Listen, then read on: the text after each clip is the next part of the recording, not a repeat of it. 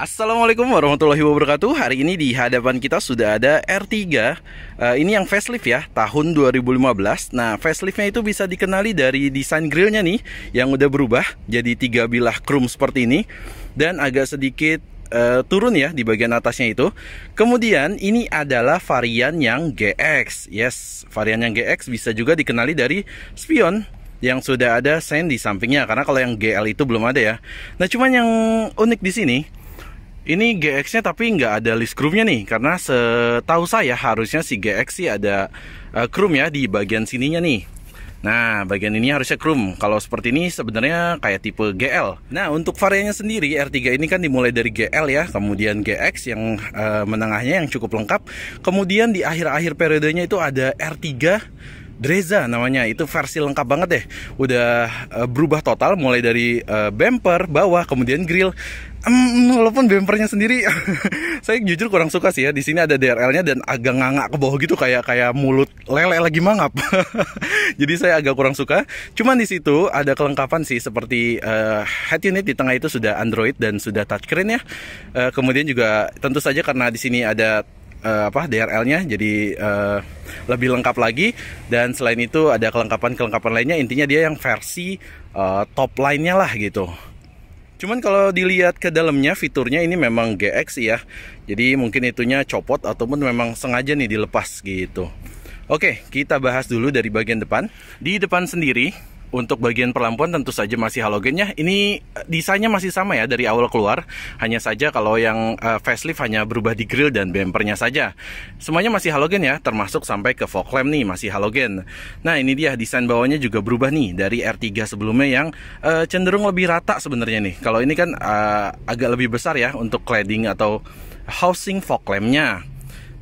Nah, kemudian di bagian tengah ya, logo badge Suzuki-nya sudah yang model baru dan ini cukup besar. Memang nih katanya nih unit ini cukup goib nih sekarang menjelang Ramadan atau Lebaran ya. Mungkin diincar juga untuk jadi mobil mudik atau pulang kampung. Dan memang mobil ini termasuk mobil yang kategorinya nyaman banget sih ya. Ya, jadi kalau dapur pacunya sendiri memang masih sama dari generasi pre-facelift ya. Ini adalah K14B ya. Jadi mesin yang cukup bertenaga, tapi juga yang terkenalnya sih sebenarnya keiritannya nih. Facelift pertama untuk varian GX itu ABS-nya nggak ada nih. Nah, jadi kalau untuk faceliftnya setelah beberapa waktu keluar, barulah ditambahkan lagi ABS di mobil ini. Untuk yang varian GX ya. Oke, kita lanjut ke bagian samping. Oke, di bagian samping ini yang cukup dikenal dari R3 adalah pintu baris keduanya yang cukup besar nih. Ukurannya hampir sama dengan yang baris pertama ya. Jadi memang dulu terkenal nih untuk R3 adalah memudahkan orang untuk masuk ke row baris ketiganya ya. R3 row baris ketiga, emang ini mobil bener-bener baris ketiga deh. Nah, cuman itu juga nih menurut saya yang agak kurang di desainnya ya, karena pintu belakangnya ini cukup besar. Saya kurang suka sih karena kelihatannya agak aneh, tapi ini debatable ya, namanya desain itu kan masalah selera. Oke, kita lanjut ke area per kaki-kakian ya. Ini adalah velg standarnya R3 GX ya. Nah, velgnya sendiri berukuran ring 15 dengan profil ban 185/65. Nah, ini bannya sendiri Ecopia ya. Ini standar bawaannya sih. Kemudian di sini di fender itu nggak ada sennya ya, karena kalau yang sennya di fender itu tipe GL kalau nggak salah.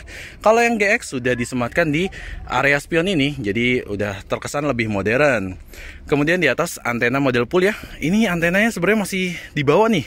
Lanjut ke R3 selanjutnya, begitu juga ke XL7-nya nih. Oke, kita langsung masuk ke dalam. Ini kuncinya ya. Kuncinya terintegrasi gini, dan ini sudah immobilizer, jadi safety-nya lebih advance. Kalau ini sebenarnya cuma pakai casing rubber gitu ya. Nah, coba kita unlock dulu dan kita masuk ke dalam. Sebelum masuk ke dalam, seperti biasa, kita lihat dulu dari bagian door trimnya. Warna door trimnya beige ya. Memang di zamannya ini warna-warna beige ini lagi naik daun untuk mobil-mobil kelas menengah ke bawah. Nah, kemudian untuk bahan sendiri tentu saja hard plastik karena ini LMPV ya. Tapi di sini handle-nya sudah chrome dan di sini ada ornamen silver yang memanjang seperti ini. Serta di sini ada bagian yang sebenarnya empuk. Kalau misalkan aslinya ini bahan fabric ya, senada dengan joknya, cuman karena pemiliknya udah ganti ini jadi bahan kulit sintetis otomatis gitu deh. Nah, kemudian di sini pengaturan electric mirrornya ya. Ini common part sih semua Suzuki seperti ini. Dan juga ada electric retract-nya nih, tapi belum otomatis. Jadi harus diaktifkan ketika kita ngunci mobil. Kemudian di sini tombol door lock-nya, kemudian di sini tombol lock untuk jendela. Kemudian di sini power window yang ada autonya di sisi pengemudi aja. Di sini ada tempat penyimpanan kecil dan di bagian bawah di sini ada side pocket cukup besar serta sebuah cup holder. Nggak lupa speaker di sisi pintunya nih. Nah, inilah dia ya jok dari Suzuki R3. Ini nggak standar ya untuk kulitnya atau pelapisnya. Ini sudah diganti dengan yang bahan kukulitan gitulah. Cuman bentuknya seperti ini. Nah, untuk pengaturan semua masih manual ya, mulai dari recline-nya, kemudian di sini ada hay adjuster-nya yang pompa begini dan juga sliding di sebelah situ tuh. Oke deh, kita langsung coba masuk aja ya ke bagian dalam dari Suzuki R3. Oke, kita coba start up dulu ya. Kuncinya di sini. Kita luruskan terlebih dahulu. Tapi agak panas, nyalain aja deh AC-nya. Mudah-mudahan blowernya nggak terlalu kencang, nanti saya cek dulu deh soundnya.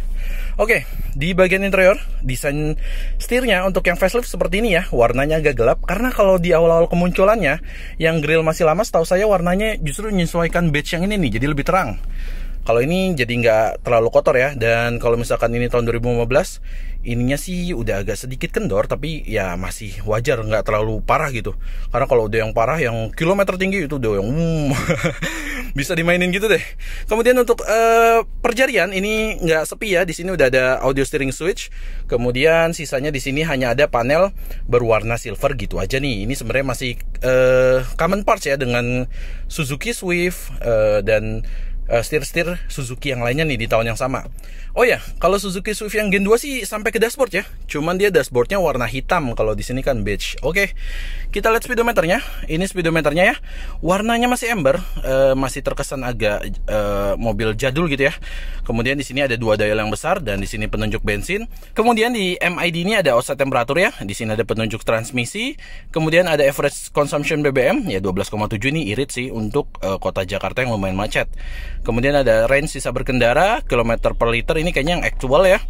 Kemudian udah itu aja, langsung ke average lagi. Di bawahnya ada odometer dan jam ya, digital. Nah, ini sebenarnya kalau diputar sih buat dimming lampu ya, tapi bisanya aktifnya biasanya pas lampu malam nih. Nah, bisa diatur untuk tingkat kecerahan dari MID-nya. Oke, lanjut ke bagian kanan. Di bagian kanan ini model kisi AC-nya ya, yang pengaturan arah semburannya terpisah seperti ini. Kemudian ada laci penyimpanan yang terbuka. Dan di bawah sini, kita buka dulu deh sedikit. Oke, kalau di bagian sini ada 2 buah dummy tombol. Dan di sini ada pengaturan itu ya, sensor parking di belakang, bisa diaktifkan dan dinonaktifkan. Kemudian ini fog lamp ya, terpisah, nggak terintegrasi dengan tuas yang di belakang setir. Dan sisanya di bawah ini adalah tuas pembuka kap motor. Oke, karena panas kita tutup ya. Lanjut. Untuk tuas di sebelah kanan ini hanya ada lampu ya, jadi cukup sepi karena fog lamp-nya tadi terpisah. Kemudian tuas di sebelah kirinya ini ada wiper depan dan belakang, serta ini ada intermittennya tapi belum bisa diatur levelnya nih. Oke, kemudian di bagian tengah, nah ini ya untuk R3 GX itu masih mengandalkan head unit yang seperti ini, terintegrasi. Memang zamannya integrasi dan in-dash seperti ini jadi selling pointnya. Walaupun memang sayang ya untuk zaman sekarang kita perlunya yang touchscreen yang bisa multimedianya lebih. Nah, ini masih model in-dash seperti ini. Kalau yang Dreza baru itu display. Nanti saya pernah deh waktu itu bawa yang manual, punya salah satu owner ya, itu sudah diganti yang versi Dreza. Kemudian di bagian atas di sini hazardnya ya. Hazard, kemudian ini indikator alarmnya, di sini kisi AC-nya, dan ini tadi ya audionya masih standar aja. Bahkan ini belum ada aux-nya nih, jadi benar-benar konektivitasnya kalau mau ngandelin ini sih ya, charger yang biasanya ada tuning Bluetooth-nya tuh atau tuning FM-nya ya. Jadi via FM, walaupun kalau saya coba di Jakarta sih ya biasa nggak akan terlalu sempurna suaranya karena masih ada masuk suara FM-nya sih gitu. Nah, ini dia kontrol AC-nya ya. Sebenarnya masih jadul, knob kompor seperti ini. Di sini pendinginnya belum ada heater. Kemudian di sini untuk speed fan-nya dan di sini open close air-nya ya, modelnya tombol gini. Dan di sini arah semburannya cukup lengkap banget, bahkan sampai ke defogger depan. Memang di sini belum ada defogger belakang ya. Di bawahnya di sini ada soket ya untuk charger handphone kita, soket 12 volt, dan di sini konektivitas USB Ini sebenarnya yang bisa masuk ke sini. Karena kalau untuk baca file audio ini masih bisa sih. Nah, kemudian di bawahnya di sini ada tempat penyimpanannya, bentuknya kotak seperti cup holder ya. Karena memang kalau misalkan di sisi kanan R3 ini nggak ada cup holder kecuali di bawah. Tapi di situ ada nih. Nah, ini dia nih di sebelah kiri ya. Yes, itu dia cup holdernya, manis, rapih, tertutup kayak gitu. Kemudian inilah dia transmisi R3 ada dua ya, manual dan matic. Maticnya AT 4-speed yang model tuasnya seperti ini, dan overdrive-nya nggak lupa ada ya, overdrive serta adanya shift lock untuk parkir paralel kita. Ini shift lock-nya cukup dipencet ya, jadi nggak usah nyolok-nyolok gitu. Beralih ke bagian tengah. Nah, ini desainnya ini sebenarnya masih sama nih sampai ke R3 yang terbaru ya. Jadi lowong gini aja, nggak ada tempat penyimpanan apa-apa, serta park brake-nya masih mechanical, dan di sini sudah lapis chrome ya, jadi agak lebih mewah sedikit. Kemudian untuk penyimpanan ada lagi di glove box ya, standar. Ini ya nggak bakal soft opening juga ya untuk LMPV, dan ukurannya cukup besar. Serta untuk masalah seat belt di sini, nah ini rapi ya, rapi dan bisa diatur ketinggiannya nih, jadi udah lumayan advance. Kemudian di sini untuk handle gripnya retract. Ya, lanjut ke sun visor ya. Nah, ini kembali nih bahasanya apa nih? Advertisement. Oke, gua nggak bisa baca ya. Ini sun visornya lengkap ya. Ada vanity mirrornya, walaupun vanity mirrornya ini terbuka ya. Ini kesannya model lama, tapi lumayan lah, masih ada kacanya. Serta di sini masih bisa sun visornya digeser ya ke sini untuk menghindari panas matahari dari sisi samping kita. Kemudian di tengah ini ada lampu baca ya, yang model seperti ini. Tentu saja masih halogen. Serta ini nih, yang sampai R3 baru ataupun Suzuki XL7 tipe beta ya. Kalau Alfa kan sudah yang e-mirror. Ini sayangnya nggak ada ininya, day and night view-nya. Nggak tahu kenapa. Menurut saya harusnya fitur seperti itu simple ya, nggak perlu di cut-cut, tapi nggak tahu kenapa Suzuki tidak menggunakannya gitu ya. Kemudian untuk sun visor di sisi pengemudi justru polos, nggak ada vanity mirror, tapi di sini ada tempat penyelipan kartu ya. Jadi bisa disimpan di situ. Nah, kemudian bicara pengaturan setir, dia hanya tilt ya, belum teleskopik, tapi wajar sih LMPV zaman ini rata-rata cuma tilt, dan itu juga kebantu ya, sekali lagi kalau ada hay adjuster itu untuk mobil-mobil yang hanya tilt steering itu cukup ngebantu. Ya, memang R3 ini cukup jadi favorit sih ya di pasar second, karena memang pertama cukup isi Pertalite ya kan. Konsumsi BBM-nya irit, kemudian untuk spare part relatif murah juga lah. Paling yang mahal hanya rak steering. Nah, nih coba nih kita tes nih. Nah, di sini sudah udah ada sedikit bunyi dikit ya. Kemungkinan rak steeringnya kena, karena rak steering itu kenanya lumayan sekitar 8 juta kalau ganti. Tapi kalau misalkan hanya reparasi atau dari yang kita punya tuh dibongkar lagi, ganti seal-sealnya gitu. Saya pernah tuh ganti. Itu sekitar 1,5 lah ya, sampai 2 juta lah paling mahal mungkin. Nah, saya pernah punya pengalaman rebuild ya, atau reparasi dari rak steering tapi Nissan Evalia. Waktu itu saya punya Nissan Evalia. Nah, kalau misalkan nanti videonya cukup ya, footage-nya cukup, boleh deh nanti coba saya masukin juga, saya upload. Tergantung apakah footage-nya cukup waktu saya di bengkel waktu itu. Oke, kita lanjut. Nah, ini juga nih, kalau bisa dilihat ya, karena ukurannya yang hampir besar dengan yang bagian depan ya, kalau dibuka pun kemiringannya hampir 90 derajat. Nah, ini juga yang jadi juara R3 ya, masalah aksesibilitas untuk masuk ke baris kedua, bahkan baris ketiga, karena memang lebar dari pintunya ini. Oke, kita bahas dari door trimnya dulu. Door trimnya masih layoutnya sama ya, hard plastik. Kemudian di sini handle-nya chrome, di sini tuas pengunci pintunya ya. Kemudian di sini power window-nya, dan di sini tempat penyimpanan kecil. Kemudian di sini panel yang bahannya sesuai dengan jok, dan di bawahnya ada side pocket lebih kecil dari depan, dan tetap ada cup holder serta speakernya nih. Nah, ini dia nih layoutnya. Yuk kita masuk aja deh. Oh ya, untuk tuasnya sendiri di sini ya, posisinya ya, recline-nya ya. Nanti kita masuk dulu. Nah, jadi R3 itu salah satu kelebihannya adalah di baris kedua ini sampai baris ketiga ya. Karena untuk ukurannya ini leluasa banget sih. Ini posisi saya yang agak sedikit egois seperti biasa. Masih tersisa sampai 3 jari lebih. Bahkan kalau orang yang lebih kecil pastinya enak ke belakang. Cuman memang ini posisi joknya ini adalah sliding paling belakang ya. Jadi ini sisa di belakang tuh abis banget. Dan ini juga yang salah satu menjadi kelebihan Suzuki R3 karena sliding jok tengahnya tuh jauh loh. Bener-bener sampai mentok ke depan bisa, sampai kaki saya aja nggak muat tuh. Ataupun mentok ke paling belakang sampai yang belakang nggak tersisa. Jadi fleksibilitas joknya juara sih. Kemudian di tengah sini tadi ya ada soket 12 volt untuk ngecas gadget kita. Di sini hamnya sih nggak terlalu gede ya. Jadi hampir rata. Jadi enak banget buat duduk di tengah juga. Serta di bawah sini ini karena udah gantian ya. Ini ada seat back pocket sih ya, kanan dan kiri. Kemudian di sini dia nih AC double blower. AC double blowernya ini masih sama sampai ke R3 baru dan XL7 ya modelnya maksudnya. Nah, kemudian di sini hand grip juga sudah retract. Biasa untuk Suzuki itu bagian belakangnya biasanya yang nggak retract tuh seperti itu. Kemudian seat belt di sini fix ya, tapi ya lumayan rapi kelihatannya.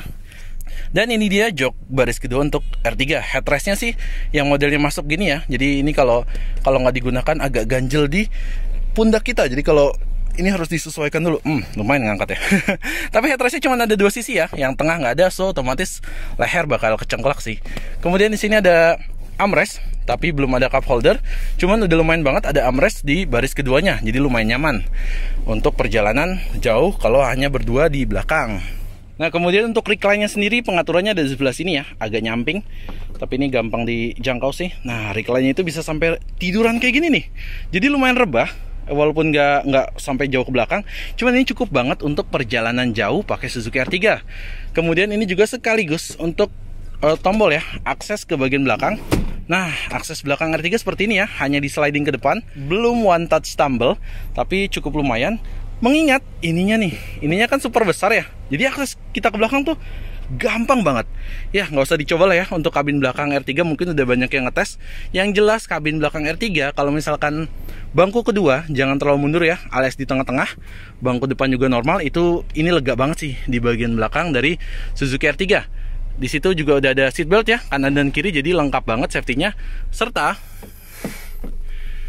sampai baris ketiga akomodasinya lengkap tuh. Ada cup holder dan ada tempat penyimpanan kecil gitu. Jadi juara lah untuk akomodasi di kelas low MPV. Oke, kita lanjut ke belakang ya. Nah, ini dia desain belakangnya. Cuman ini lampunya udah nggak standar nih. Ganti yang model LED dan bening gini mikanya. Nah, coba deh kita nyalain dulu deh untuk lihat komposisinya. Lampunya. Kemudian sekalian hazard juga biar tahu lampu senya seperti apa. Kita lihat. Nah, seperti ini nih. Desainnya itu khas banget dari Suzuki Sekfor saya bilang, yang model Suzuki tuh sering banget nambahin mika lampunya tuh sampai ke sisi fender samping sini. Jadi inspirasinya mungkin dari banyak line up Suzuki juga ya. Serta ini juga masih ke bawah sampai ke XL7 kan. XL7 juga sampai ke fender samping gitu. Nah, kemudian langsung aja sekalian bahas masalah lampu. Ini lampunya ya untuk tipe GX, dan kalau tipe GX itu biasanya ada mika seperti ini dan disambung dengan list chrome seperti itu. Ini untuk yang varian facelift ya. Kemudian di sini ya kalau untuk bicara yang aftermarket, ini adalah lampu sennya, ini lampu lampu senjanya ya, yang merah ini, dan di sini adalah lampu kalau kita injek remnya, serta di bawahnya sini lampu atret alias lampu mundur. Kita matiin dulu. Oke, lanjut di bagian atas, karena antenanya di bagian depan di sini jadi clean ya. Kemudian ini third brake stop lampnya, dan di sini nggak ada defoggernya nih untuk tipe GX. Tapi di sini sudah ada wiper, serta nggak lupa washer untuk belakang ya. Nah, kalau bicara bumper sebenarnya nggak terlalu banyak perubahannya. Di sini ada mata kucingnya, dan di sini sudah ada bawaannya sensor parking ya. Nah, ini dia badge tipe GX. Kita ngintip bagasinya ya. Nah, untuk kalau yang nyari R3 bekas nih, ini unitnya juga sudah lemah ya. Masalah pompanya jadi diperhatikan juga, karena lumayan buat beres-beres ini ada tambahan biaya lah. Nah, inilah dia nih bagasi dari Suzuki R3. Ya nggak bisa dibilang besar banget, tapi LMPV itu di zamannya memang kecil-kecil loh. Kalau misalkan ingat Grand Livina juga itu kecil banget sih, saya dulu pakai Grand Livina. Nah, kemudian spare tire ini yang modelnya di bawah ya, yang bisa kita akses di sini nih. Kita buka, kemudian kita puter turun dari bagian bawah. Nah, kemudian di bawahnya sendiri kita buka nih, ada berapa kali nih? Wah, ada 3. Ini ada kompartemen ya, yang nggak begitu besar tapi cukup tuh untuk ngisi barang-barang pribadi kita yang pengen terjaga. Nah, kemudian ini untuk bangku belakang sebenarnya satu step aja sih ya. Jadi kalau mau dipaksain pun rebah gitu ya bisa, tapi ini udah nggak ada apa istilahnya pegangannya itu ya, harusnya kan klek gitu. Kleknya itu cuma di satu level aja, ke depan pun nggak ada lagi. Cuman yang jadi juara di R3 itu ya ini nih, kabinnya itu bisa rata lantai. Walaupun gitu ya, untuk yang baris kedua kan nggak bisa nggak bisa rebah, cuma nunduk gitu aja tadi tuh. Jadi rata lantai hanya sampai di baris ketiga. Dan ini juga ada rapih ya, ada covernya seperti ini, jadi nggak kelihatan area bawahnya. Nah kemudian yang tadi saya bilang, di sini kompartemen rapih ya untuk dongkrak serta ini nih pembuka baut ban lah. Selain itu di belakang udah sih gitu aja. Di sini kosong dan nggak ada apa-apa lagi. Nah itulah dia nih kelebihan dan kekurangan dari kabin belakang R3. Sebenarnya masih cukup lumayan lah. Ya, kita langsung aja coba ajak jalan-jalan dan kasih impresi. Mobil ini sebenarnya udah dipakai beberapa hari ya, jadi kurang lebih saya udah ngerasain sih. Yang pertama, posisi bangku memang bukan yang terbaik ya. Artinya nggak seperti sedan, udah lebih ke arah MPV pada umumnya. Karena kalau mau dapetin posisi yang sedan itu cuman ada di Grand Livina sih kalau menurut saya di zaman ini gitu. Nah tapi walaupun begitu posisinya memang nyaman sih untuk sebuah MPV yang dibawa sehari-hari. Nah selanjutnya ini ya build quality dashboardnya yang oke pada zamannya. Kalau misalkan orang-orang sih bandingin dengan R3 yang baru sekalipun dibilang masih bagus build quality ini. Ya walaupun ini abaikan ya, ini udah hilang dari pemiliknya nih, nggak ada lagi. Nah kemudian untuk masalah mesin, tarikannya enak, di bawah lumayan, untuk sehari-hari cukup. Tapi juga bukan yang terkencang gitu ya, karena kalau mau ngebut-ngebutan sih jangan pakai LMPV lah. Tapi yang juaranya adalah konsumsi BBM-nya ya, karena memang konsumsi BBM-nya mesin ini terkenal irit. Di dalam kota sendiri bisa average-nya itu bisa 12,7. Ini posisi saya habis macet-macetan ya, jadi kalau average consumption kan berpengaruh banget tuh, habis macet ataupun enggak. Nah ini posisi habis macet-macetan aja masih bisa 12,7 nih. Jadi irit lah gitu untuk mobil ini. Nah yang selanjutnya adalah masalah suspensinya nih. Memang harus diakuin ini salah satu LMPV yang empuk nih dalam hal bantingan suspensi. Walaupun begitu empuknya itu nggak sampai bikin mobil jadi limbung ya, jadi tetap masih bisa diajak manuver-manuver kecil tuh masih lumayan enak gitu ya. Jadi memang ini juga ya yang jadi juara di R3, masalah bantingan. Banyak orang yang terpikat dengan R3 itu karena bantingannya sih, jadi nyaman lah untuk di dalam kota. Nah lanjut kita bahas PR-PR R3 nih yang saya tahu ya dari beberapa pemilik. Pertama sih ya biasa ya, untuk mobil gerak roda depan cek rak setir yang tadi digoyang-goyangkan aja sedikit ada bunyi atau enggak, karena kalau udah ada bunyi biasanya pertanda rak setirnya sudah mulai aus gitu ya. Nah kemudian yang selanjutnya ya kaki-kaki depan termasuk yang jadi PR, karena kaki-kaki depan dengan penggerak roda depan itu lebih cepat kenanya dibanding yang gerak roda belakang tentunya. Nah kemudian referensi dari Video Auto Second ya, kemarin juga baru rilis gitu, mereka bilang banyak R3 itu yang engine mountingnya tuh kena di sebelah kanannya gitu. Jadi cepat kena karena katanya bobot mesinnya itu ya lebih berat yang kanan dibilang gitu. Jadi menahan beban lebih sehingga cepat getas atau rusak gitu ya. Nah itu juga yang saya penasaran nih, jangan-jangan unit XL7 saya sumbernya juga dari engine mountingnya itu yang saya pernah bilang kan, karena R3 tua yang saya coba termasuk yang ini itu ada sedikit rasa getar. Walaupun variasi getarnya itu bervariasi ya, artinya ada yang lumayan, ada yang sedang, ada yang parah gitu ya, kayak gitu. Nah jangan-jangan getarannya itu dari engine mounting nih. Saya juga mau nanya lagi deh nanti ke bengkel resminya. Nah, kemudian PR lainnya sih dari R3 ini termasuk nggak ada yang krusial ya. Mungkin ya body part perlu diperhatikan aja, karena kayak misalkan di unit ini itu sudah ada oksidasi di lampu utama ya, di bagian atas, mungkin karena terkena sinar matahari, sering parkir di luar, itu menyebabkan lampunya menguning gitu. Itu sih tinggal di nano burn coating ya kalau sekarang ya. Ya, kemudian yang lainnya tadi seperti pegas di belakang perlu diperhatikan juga, karena biasanya umur-umur segini sudah mulai pada mati ya gitu. Ya, emang di dalam ini juga terasa lebih kedap sih ya kalau menurut saya, entah kenapa dibanding XL7 saya tuh.